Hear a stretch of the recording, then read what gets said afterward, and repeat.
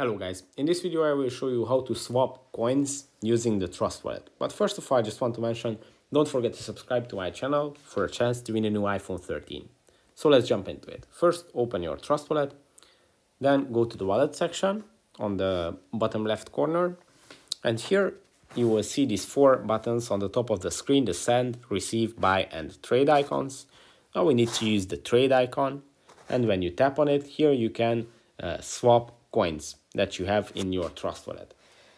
On the top, you will have to choose the coin that you want to pay in. For example, I want to swap my Ethereums.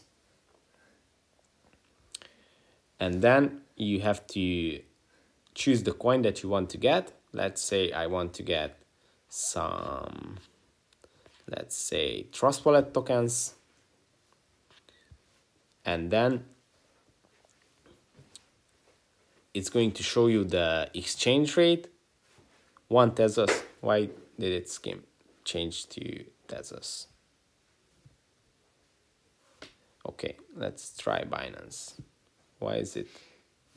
Yeah, and then you will see your exchange rate. 1 Binance, for example, is 635 US dollars.